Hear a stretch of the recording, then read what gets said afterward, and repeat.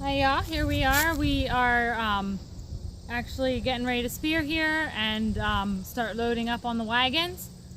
So you can see the farmer and the farmer's son are spearing, and we already have quite a bit laid over.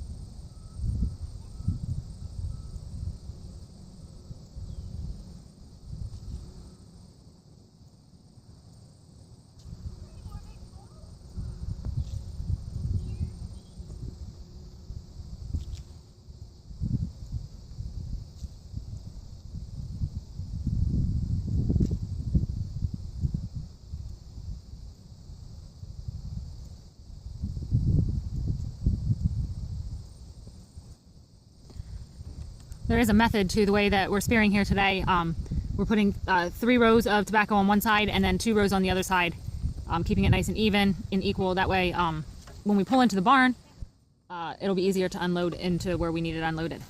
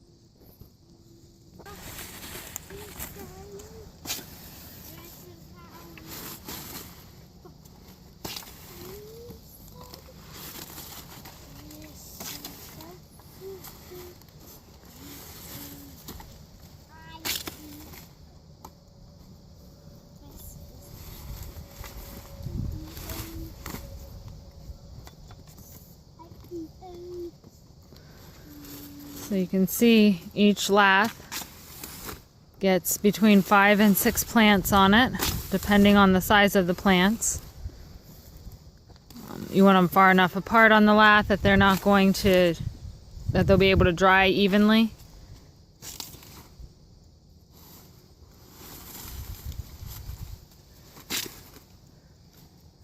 Since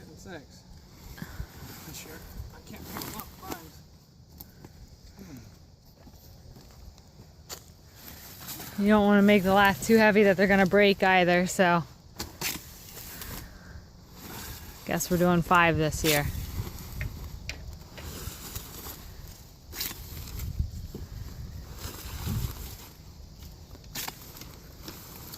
Sometimes when there's more guys out spearing, we'll throw the lath down, but for today, since it's just the farmer, he has his son handing him the lath. It's one less time that he has to bend over to pick something up.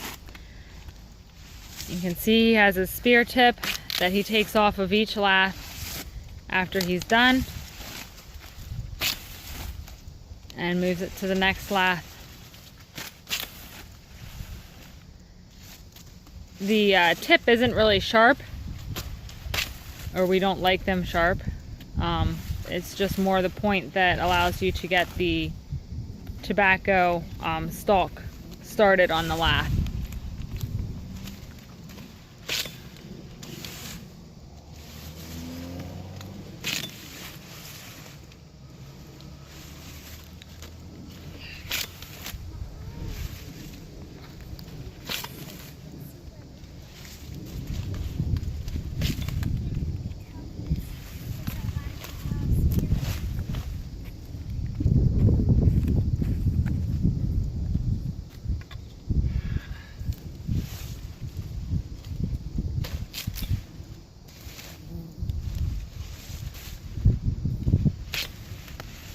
It's a nice day for doing tobacco today. A little bit of cloud cover so we don't have to worry about this getting burned. There's a nice breeze to keep us cool. It is 609. 609, so 609 tends to burn a bit faster than the other stuff. You really have to worry when the sun is out how much you cut down, how much you lay out, because even a little bit of heat will burn it, as opposed to some of the other kinds like burley that can stay out for a longer period of time without getting burned. And what happens when it gets burned, you just get green spots in the tobacco when it cures, and that's not good for anything. Gives you a lower grade on the leaves.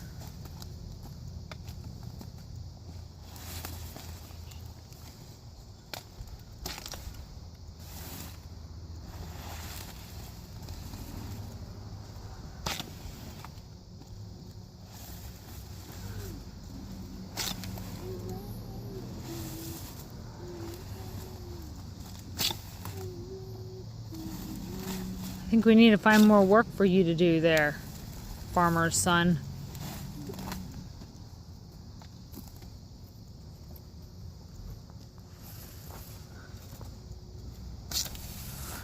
He is a good helper.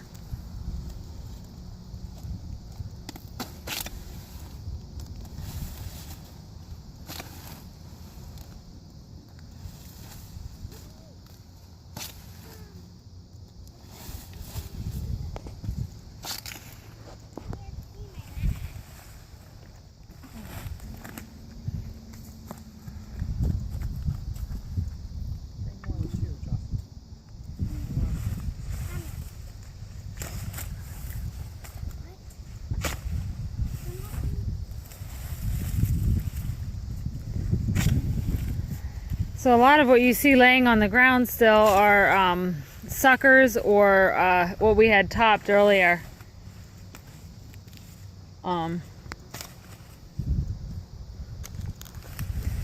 Suckers, although they look like there's a lot on the ground, it really doesn't amount to anything when it dries down. It just makes for more weight on the lath for us to be picking up, and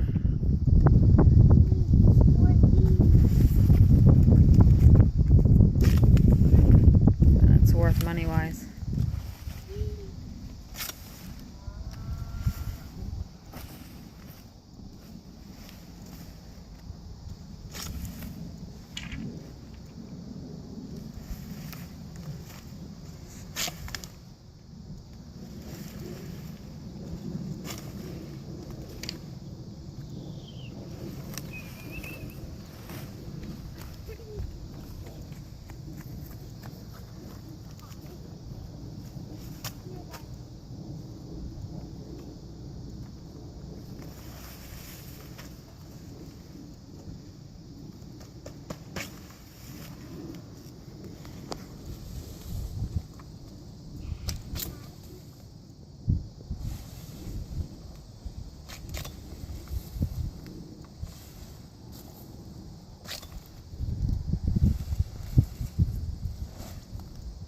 So this wagon here, I said in one of my other videos that we have 6 wagons.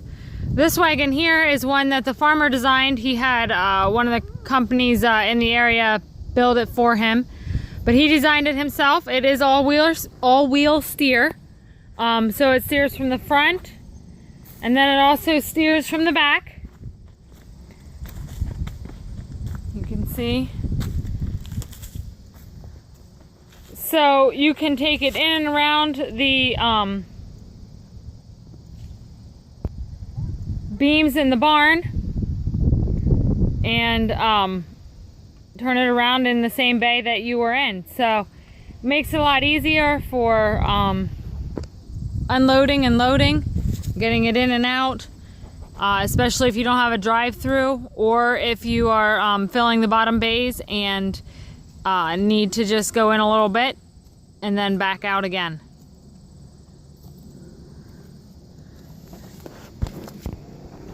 You can see here's one of the laths that the farmer speared You can see how each of the plants is nice and evenly spaced on the lath. So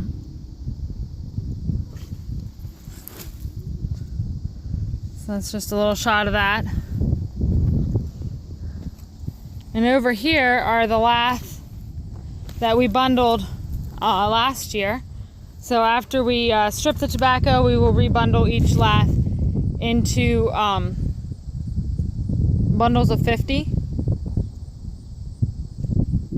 That way we know how many lath that we're putting up and how many pounds we'll get. So we are loading the tobacco now onto the wagon.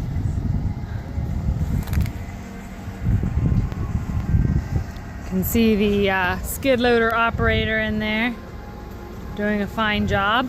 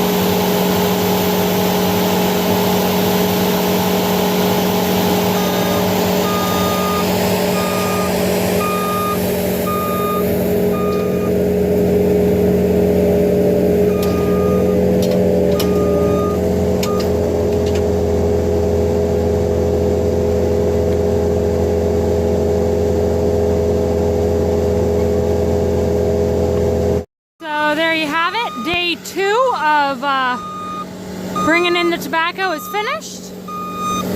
We are only using the skid steer today because we're not doing too much. We'll do more when we get more help later on this month.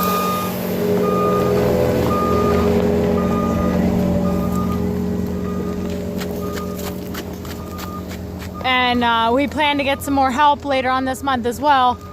Then we'll start using tractors instead of the skid steer, and we can pull more wagons together rather than just one. But for now, that's how you bring in the tobacco. So I hope you enjoyed this video. Please comment, rate, and subscribe. And have a great day.